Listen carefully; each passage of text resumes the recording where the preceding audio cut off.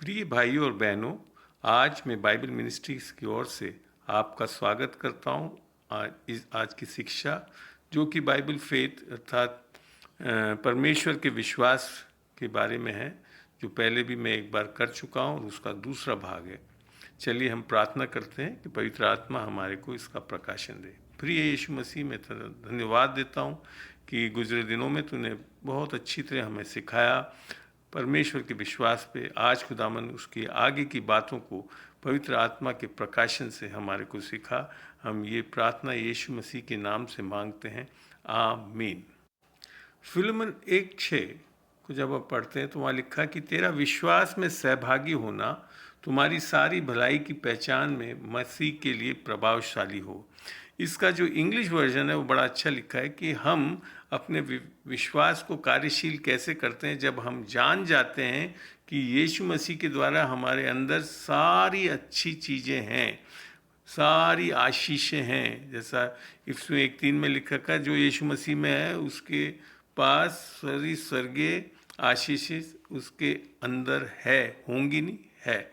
जब हम ये जानते हैं तब हमारे इस विश्वास, जो कि बाइबल का विश्वास है, परमेश्वर का विश्वास है, उसको कार्यशील कर पाते हैं। नए नियम में आकर हम सब चीज़ परमेश्वर से अनुग्रह और विश्वास से लेते हैं। और जैसा कि रोमियो 4:13 और से 15 को पढ़ के देखते हैं, क्योंकि ये प्रतिज्ञा कि वह जगत का वारिस होगा ना इब्राहिम को ना उसके वंश को व्यवस्था के द्वारा दी गई थी, अर्थात हमारे कर्मों के आधार पर नहीं है, परंतु विश्वास की धार्मिकता के द्वारा मिली थी। तो हमारे को हम कैसे वारिस बनते हैं? विश्वास की धार्मिकता के द्वारा। क्योंकि यदि व्यवस्था वाले वारिस हैं तो विश्वास व्यर्थ और प्रतिज्ञा निष्फल ठहरी। अगर हम अपने कर्मों से अच्छे हमारे खुद के स्वयं की धार्मिकता से परमेश्वर से लेने जाते हैं तो फिर हम वारिस नहीं ठहरते और हमारा विश्वास और सारी प्रतिज्ञाएं निष्फल हो जाती हैं। आगे चल के अब हम रोमियो 5 और 1-2 को पढ़ते हैं। सो जब हम विश्वास से धर्मी ठहरे, तो हमारा धर्मी ठहरने का कारण हमारे कर्म नहीं है, हमारा विश्वास किस पे? यीशु मसीह के सुसमाचार पे। तो अपने प्रभु यीशु मसीह के द्वारा परमेश्वर के साथ मेल रखेंगे, अर्थात हमारी शांति बनी है, हमारा रिश्ता हो गया है। आगे लिखता है, जिसके द्वारा विश्वास के कारण उस अनुग्रह तक जिसमें हम बने हैं हमारी पहुंच भी हुई। तो अनुग्रह को हम कैसे प्राप्त करते हैं? परमेश्वर के विश्वास के कारण, अन्यथा हम इस अनुग्रह को ले नहीं सकते अपने कर्मों के द्वारा। तो यहाँ पे ये स्पष्ट होता है कि बाइबल का फेथ अर्थात परमेश्वर का विश्वास हमारे को अनुग्रह दे सकता है बड़े आसानी से। नए नियम में आकर हमको ये पता पड़ता है कि सब चीज़ जो हमको परमेश्वर से मिलती है वो विश्वास के द्वारा अनुग्रह से ही संभव है। जैसे इफिसियों 2:8 से 10 में पढ़ते हैं, क्योंकि विश्वास के द्वारा अनुग्रह ही से तुम्हारा उद्धार हुआ है, और ये तुम्हारी ओर से नहीं वरन परमेश्वर का दान है। अर्थात ये हम कमा नहीं सकते, हम परमेश्वर से दान के रूप में प्राप्त करते हैं। और आगे बड़ा स्पष्ट करता है, और ना कर्मों के कारण, ऐसा ना हो कि कोई घमंड करे। फिर आगे लिखा है, क्योंकि हम उसके बनाए हुए हैं। जब हम इस उद्धार को पाते हैं, यीशु की आत्मा, यीशु का विश्वास जब हमारे अंदर आ जाता है तो, और मसीह यीशु में उन भले कामों के लिए सृजे गए जिन्हें परमेश्वर ने पहले से हमारे करने के लिए तैयार की। तो जब हम इस चीज़ों को विश्वास और अनुग्रह से जब हम उद्धार पाते हैं तो हमारे को वो सारी चीज़ें मिल जाती है हमारी आत्मा में, ताकि सारी स्वर्गीय आशीषें हैं। और जिस कारण से हम इस संसार में भेजे गए हैं उन भले कामों के लिए हम सृज दिए जाते हैं, ताकि हम उसमें जो हमारे लिए पहले से तैयार की गई है उसमें चल सकें। मेरा बेस्ट उदाहरण ये है कि मैं को ये नहीं पता था कि मैं यीशु मसीह के लिए एक सेवक, एक बेटा होकर उसकी सेविकाई करूँगा। और जब मैं यीशु मसीह में आया तब मैं बड़े आसानी से ये सेविकाई करने लगा। बाइबल के वचन से हम जान चुके हैं जो परमेश्वर का विश्वास जो है वो एक विश्वास की आत्मा है, और ये जब हम पाते हैं तो हम फिर कुछ बोलते हैं, जैसा कि 2 कुरिन्थियों 4:13 में लिखा है, और इसलिए कि हम में वही विश्वास की आत्मा है जिसके विषय में लिखा है कि मैंने विश्वास किया इसलिए मैं बोला, सो हम भी विश्वास करते हैं इसीलिए बोलते हैं। और क्या बोलते हैं?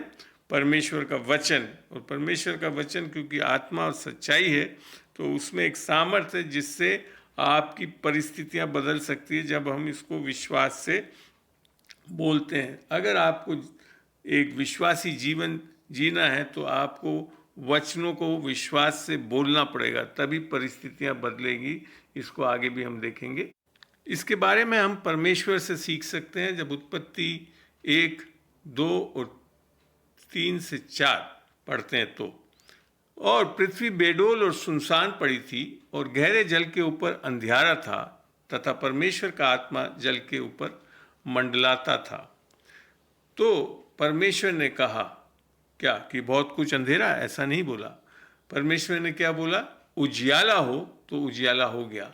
तो हमको अब विश्वास से वो चीज़ों को नहीं बोलते रहना जो दिख रहा है या हमारी परिस्थितियां जो बुरी है, परंतु हमको वो चीज़ बोलना है जो हम देखना चाहते हैं, जो कि अच्छी है। और इसके आगे यूँ लिखा हुआ है, और परमेश्वर ने उजियाले को देखा कि अच्छा है, और परमेश्वर ने उजियाले को अंधियारे से अलग किया।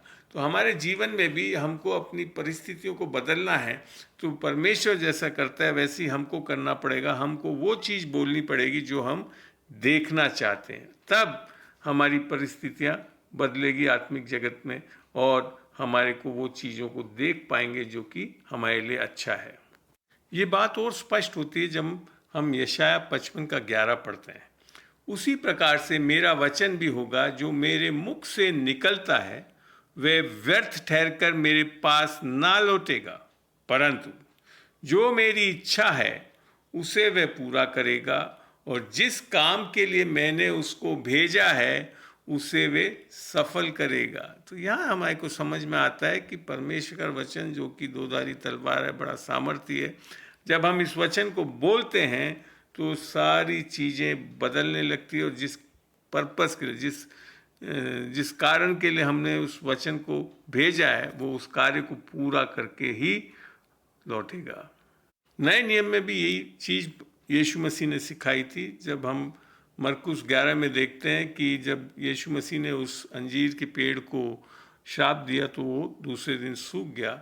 और जब हम 11 का 22 और 23 पढ़ते हैं तो वहाँ यूँ पाते हैं, यीशु ने उसको उत्तर दिया कि परमेश्वर का विश्वास रखो। अर्थात परमेश्वर के विश्वास से क्या कर सकते हैं? मैं तुमसे सच कहता हूँ कि जो कोई इस पहाड़ से कहे, देखिए कहने की बात कह रहा है, कि तू उखड़ जा और समुद्र में जा पड़, और अपने मन में संदेह न करे, वरन प्रतीति करे कि जो कहता हूँ, वापिस कहता हूँ, वह हो जाएगा, तो उसके लिए वही होगा। तो हम जब परमेश्वर के वचनों को बोलते हैं तो हम उस पर विश्वास करके दृढ़ उस पर खड़े रहते हैं, तो हमने जो बोला है वो हो जाएगा। तो नए नियम में आकर परमेश्वर आपकी परेशानियों को नहीं हटा रहा, वो तो कर चुका है, परंतु हमको अधिकार दे रहा है।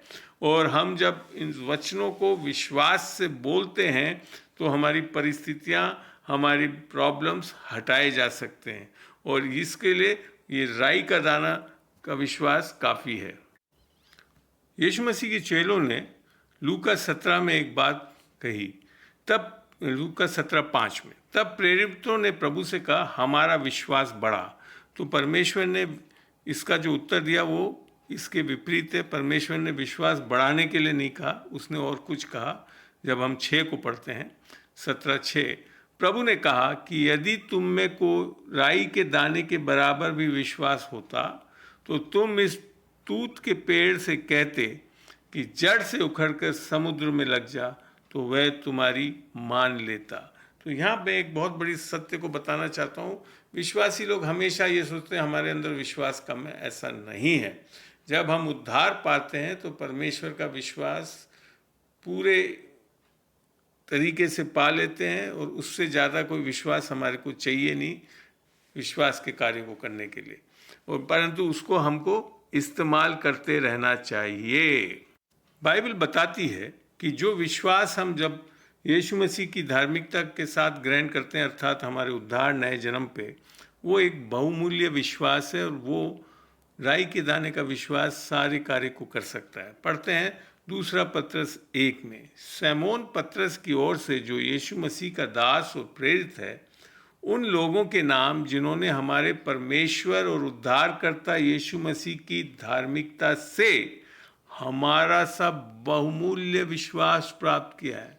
तो जो विश्वास पत्रस के पास है वो वैसा ही विश्वास हर एक विश्वासी जिसने नया जन्म पा लिया है और उद्धार पा लिया है उसके पास उपलब्ध है, और उसी के अनुसार हम इसको दे भी सकते हैं, जैसा प्रेरितों के 3:3 में बोला इन पत्रस और यूहन्ना ने कि मेरे पास चांदी और सोना तो नहीं, परंतु जो है वो तुझे देता हूँ, उठ खड़ा हो। और वो जो लंगड़ा, जो बचपन से लंगड़ा था, वो खड़ा हो गया। तो यहाँ पे हम परमेश्वर के विश्वास को दे सकते हैं, और ये एक बहुत महत्वपूर्ण चीज़ है जिसको हमको इस्तेमाल करना चाहिए।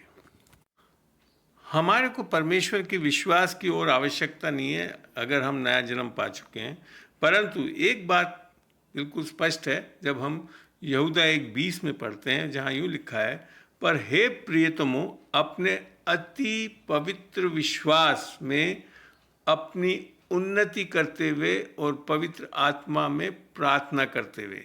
हमारे इस राई दाने के विश्वास, जो कि परमेश्वर का विश्वास है, उस पर उन्नति कैसे कर सकते हैं?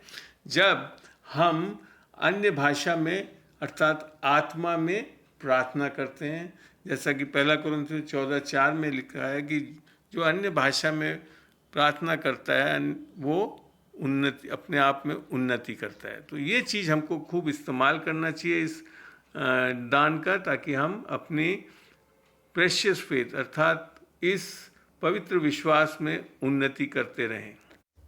सांसारिक लोग विश्वास को कैसे जानते हैं?